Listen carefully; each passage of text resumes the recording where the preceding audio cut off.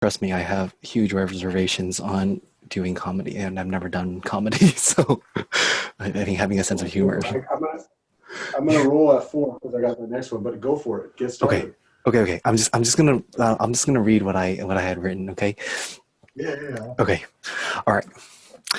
Just yesterday in my operating systems class, that has been crushing me all semester long, my professor shared this reflection that really had me taken away.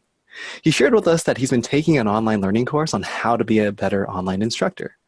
And knowing how understaffed and overworked our professors are, I was really touched that he had been investing time live in a term to look for ways to do better for his students and for himself. One of the improvements he implemented was getting our class of 30 to turn on their videos when we've all had our videos off for about the last 8 weeks or so. It was just his teeny little face and his overly large slides on Zoom.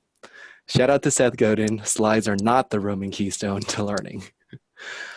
I was the only student Zooming with my video on at around the end of week 2, and that didn't feel right because I was occupying just as much screen estate as my instructor. So I said to myself, I ain't no doctor yet, and I should let the sage on the stage have his limelight. I remember asking him if he'd prefer that I keep my video on, and he said he didn't care. So ultimately, I turned mine off. Week 10 rolls around, and he says to the entire class, I'll offer 1 extra credit point each day when you have your video turned on. And instantaneously, over half of the students turn on their video within a heartbeat.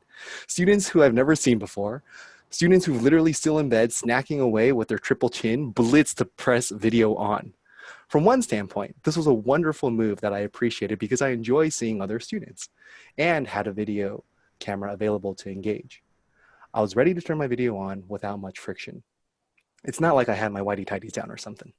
However, from a fairness and equity perspective, I know there were students who didn't even have a video camera. And then there are students who weren't prepared for such a once in a lifetime opportunity of 1 full extra credit point.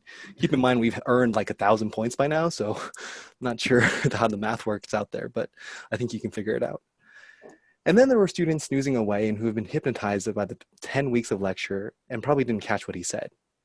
Not to mention the potential internet issues that turning on video may cause students who can't afford $100 per month of mediocre internet service at best around town.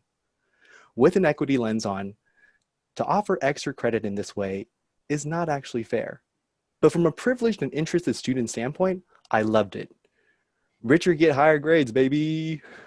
Okay.